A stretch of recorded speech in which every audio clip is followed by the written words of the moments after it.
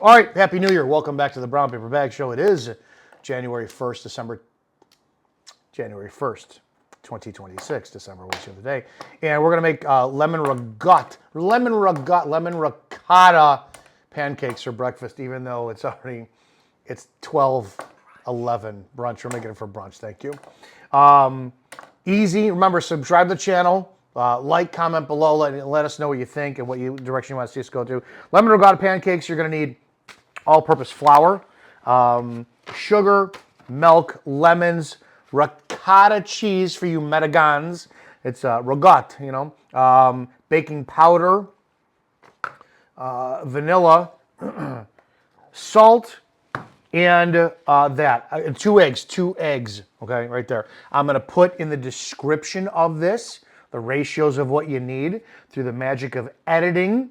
I'm going to come back and show you the mixture together. It's just pancake. And if you don't, I'm going to tell you, we had this discussion a couple days ago, it was a couple weeks ago, where we talked about pancakes. And in my cabinet, I had Bisquick, Aunt Jemima, all the old stuff.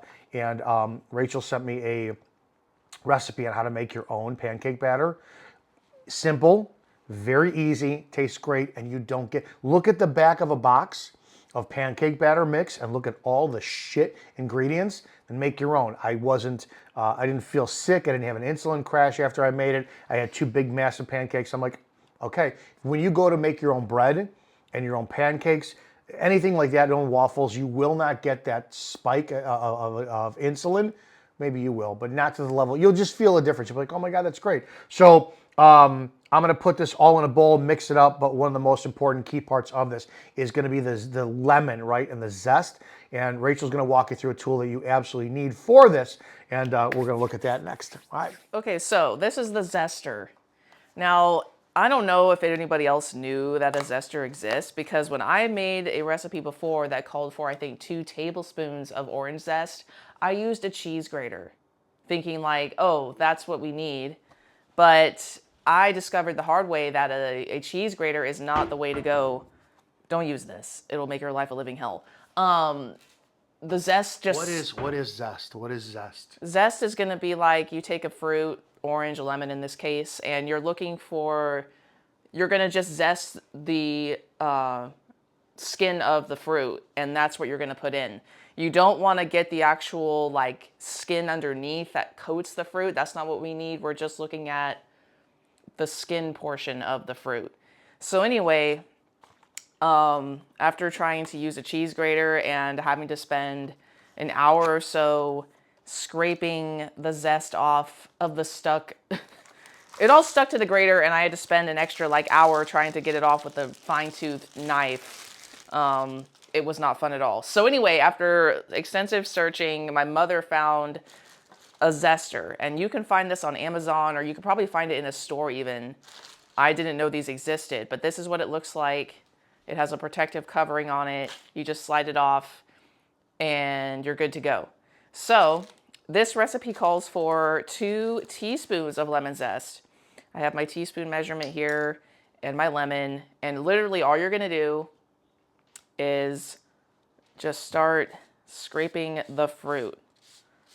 And look how easily the zest comes off and right onto the plate. It does not get hardly stuck, and if it does, all you have to do is just use your fingers and it comes right off. You don't need to use a knife. You don't need to use... Smell that right away. Yeah, you don't need to use anything. And this part of the zester isn't sharp, so you can just, grab it off with your hands as you go if it gets too caked on there. But yeah, you don't want to continue to zest in the same spot because you're going to get down into the actual lemon, which you don't want. And you're just going to continue to do that until you need the appropriate, or get the appropriate amount. But you do want to make sure you do it on a plate or a bowl or something, because you don't want to like have this go everywhere. So yeah, I mean... What do people normally use zest for, and like what kind of recipes? I've used it in a cranberry orange bundt cake, because really you're looking for like that bright, fresh, fruity flavor. And because these are lemon pancakes, the fresh zest is going to give you a bright, like, citrusy flavor. I mean, you can't go wrong. I've seen it used I've seen it actually used in like pasta sauces. Like if you're making like a lemony, like I've made a pasta that had like a lemon cream sauce before. And sometimes gravy, whatever the hell. No cream. I know. Look how easy that's coming off. So yeah, it just makes the flavor more zingy. Now here's a question, and hopefully you can hear me. So I first had these, and we were in Santa Cruz. I had these, and the Those lemon are so flavor good. was. See, look at that. Well, the lemon flavor was a hint of lemon flavor. So we both had said when we want to do this, we want more of a lemon flavor. Oh, you're right. So when you have more of a lemon flavor, do you add more lemon juice or more lemon zest? Honestly, it depends on your recipe. In this case, we need both lemon zest and lemon juice. So I'm glad you reminded me because I want to double. Because yeah, you're right. You know, it depends on your flavor and by taste. So if you're looking for a stronger lemon flavor or more of a zing, you know, not so much an undertaste or like a hint, then I would recommend increasing the amount we're going to put in. So instead of 2 teaspoons, we're going to do 4. And we have plenty of lemons for that. I'm going to take the sticker off. But yeah, you just want to go by what you like. Some people don't like a huge, like, punch in the face of fruity zing. I personally do when it comes to these because you have to... The best thing about these pancakes is when you add the syrup or whatever you're using, you know, it depends on what you like. Some people like honey. I like syrup. I don't know. It's like that sweet and sour combo that I personally love. And just more lemon. I think the more lemon, the better, to be honest, because, you know, you don't want it to be bitter, but you don't want it to not have that flavor, you know. So this is probably enough here for maybe 3 teaspoons. So I might do a little bit more from another lemon. And yeah, we're almost there. So see how easy that was versus when I used the freaking grater. It would only, like, I would only probably get like a fraction of this on the plate, if that. And that wasn't even after using a knife or whatever it was I used, like a steak knife, a sharp knife to scrape it off. Does only fruit get zested? You can do vegetables, but I mean, I don't know. I haven't had much experience with that. But again, it's just what your recipe calls for. But you know, you can't find, as far as I know, you cannot find zest already done in a store. You have to do this yourself. Not like lemon juice that you can just buy already in like a little, you know, bottle. No, with this, you have to do it yourself. So that's it. All right, cool. Where can they get a lemon zester at? Amazon. I believe that's where I got mine. Or, you know, I think you can find them in any like home goods store that has utensils or appliances. What? Tell them don't use a cheese grater. No, do not. Your life will be way harder than it needs to be. I take that from someone who's already been there, done that. All right, while we're zesting and doing all that, we'll be back with something mixed in.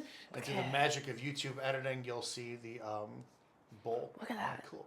Zest. Zest. You zesty slut, you. Yes. Woo. That's me. All right, so we're getting in the process now where I got to wind up doing the lemon juice, and I have everything so far in the bowl except for the lemon juice. I got a cup of ricotta cheese, 2 cups flour, a cup and a half of milk, teaspoon and a half of baking soda, teaspoon and a half of vanilla, half a teaspoon of salt, and that'll be it. Now the lemons are the one thing. Now I don't have the lemon squeezer. What is that called? Juicer. I don't have the juicer, so I'm gonna just simply cut the lemons in half, and I'm gonna be a fucking man and watch these forearms go to work. Watch this, ready? Look, oh, ooh, I get that in there, and I'm just gonna squeeze the living shit out of them. No, yeah, well, half a cup, but we want more flavor Fleming. Don't more. It call for a quarter cup on the recipe? Quarter cup. That's yes. We're gonna do more because if I was gonna do more. Yes. So I'm just gonna squeeze this. I have no idea how much a half cup is. Do we have a strainer? Or not that we need one. Yes. Okay. Yes, we do. Okay, but a strainer would be nice, please.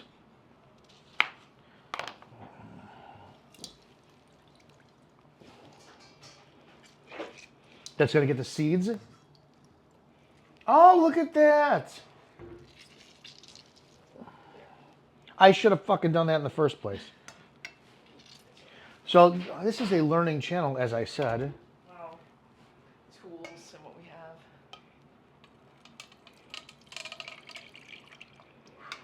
So what I will do this round is, okay, we're at a quarter cup right there, so I'm going to do more.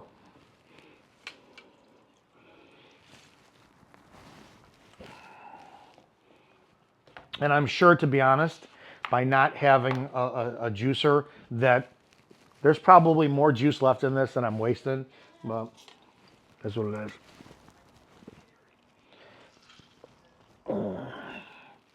God, squeezing and getting juicy. Reminds me of a Thursday night. What? Shut up, your mom probably watches this show. What I meant by that was, it's an adult channel. All right, let's do this.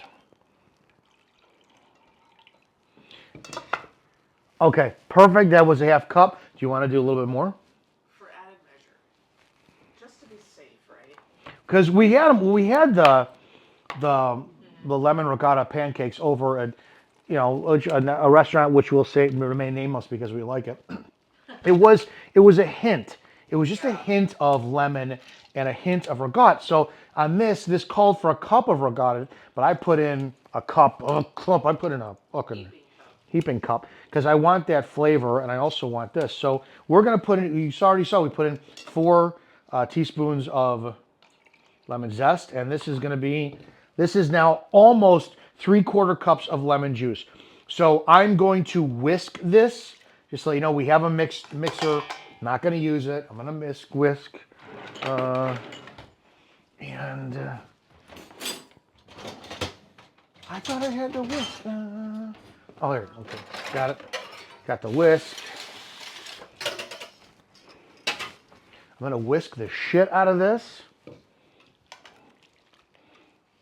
It's not that difficult. To be honest, if you need a mixer to do it, then you're probably like a 80-year-old woman with carpal tunnel.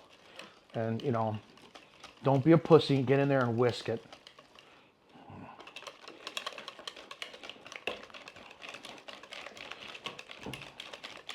Now, I do want it smooth. There's still some lumps in my batter. I'm going to make these on the stove. I'll make it considerably larger. I'm going to butter the stove. I don't want to use olive oil because I don't want that olive oil taste in my pancakes. So I will use butter. And what do you want yours topped with? Mine, syrup. Whatever syrup you want. Or some people do honey. I'm not a fan. What's that? Some people do No. honey, and I'm not a fan. So I'm going to whisk this for a few minutes just to get all the lumps out. And it's really, honestly, it's easy and it's a good batter. This, I think, to be honest, I think that's a little thin for pancake batter. So I'm going to add a little bit more flour to it. How is it? Holy shit. Can you taste the lemon more? Oh, fuck, yes. Yeah, yes, so you can taste the lemon more. That's amazing. But I'm gonna wait until it's made to try it. I'm adding that much more flour and that much more sugar because it had some tang to it. Too much? No. Maybe that's the opposite.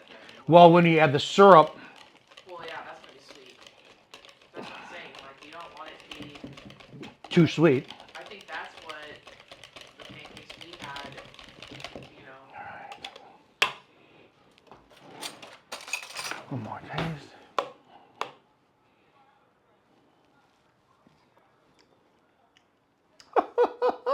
Is that better?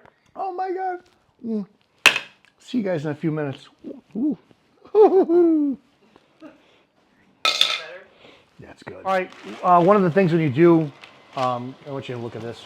One of the things that you do when you're going to make pancakes is don't do what I do, which is always burn them, okay? So what you want to do is warm, not hot. So my butter is not scorched, which is great, which is where I want it. I'm going to take out a much, and less is always more with pancakes. You'll find you don't want it to,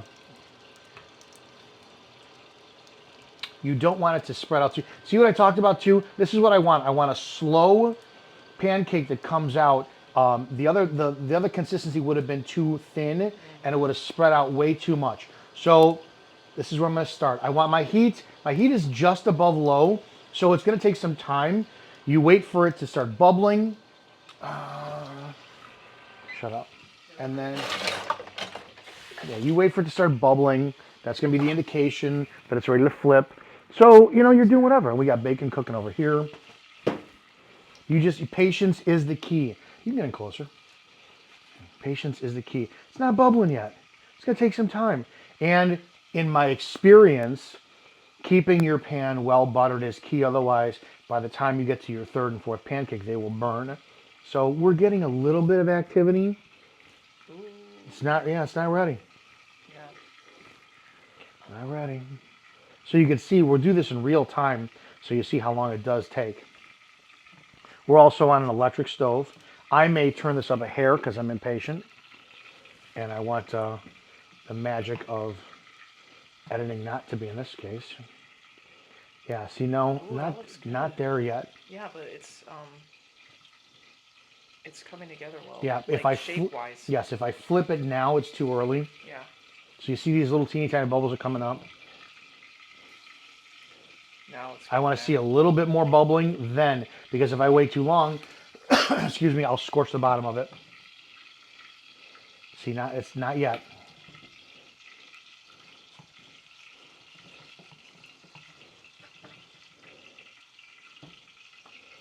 Oh, bubble, bitch. Let me see. Nope. I can't. Let's see the bottom of it. Nope, the bottom of it's looking a little golden, but it's not where it's got to be, because the bottom, if you could see, right, watch this. Yeah. It's not golden enough. It's No, still underdone. So we want that. So I am going to turn the heat up a little bit. It's going to be past medium on that. Now you run the risk. You got to baby the shit out of this, because if you don't leave it, you're going to burn. We don't want burnt. A little bit more bubbling starting to come up. Pancakes is a patience game, as far as I'm concerned. My dad used to make pancakes all the time. We had like almost plug-in griddles he would put on the counter, and that's how we knew that, oh, Dad's going to make pancakes. All this. Fantastic. I'm thinking it could be, because the edges are starting to get a little. and underdone. So you see, this is underdone. So I'm just going to do that. I'm going to cook. Oh, I don't want. That's too light for me. Oh, okay. I'm going to wait. I will finish it up. But now you get the concept of how long has this been recording? 3:30. So almost 4 minutes, and it wasn't long enough. And I've had this on a medium, just above medium heat. Be careful. Gas stove is different. Electric stove is different. If you have a gas stove, you may scorch the shit out of your pancakes, but you want to be careful in what you're doing. I'll show you if I do this. See, this is going to be a waiting game. You have to take your time with the pancakes. So, all right, we'll come back with this, and we'll show you a plated done, ready, and then Rachel will taste test, and we'll go from there. All right, so we got the finished result there. No syrup on it yet. What are you choosing between the syrups? I'm gonna go with the Williams-Sonoma Snowman. Oh, I guess I wasn't loud enough because the microphone's over there. I said we have the finished product, and you get to choose what syrup you want. Williams-Sonoma Snowman maple syrup. Okay. I gotta go full regalia here. I'm not gonna do too much because I don't want it to be too much over the top. Okay. There's that. I'm just gonna cut a corner section. Oh my God, these look good. Moment of truth. Syrup applied. Yeah, whatever.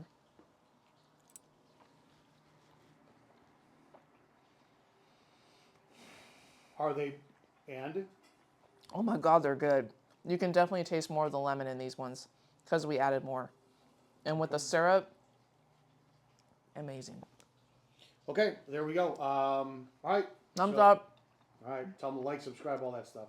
Like and subscribe for more of our fun content and more future fun bakes and treats and cooking.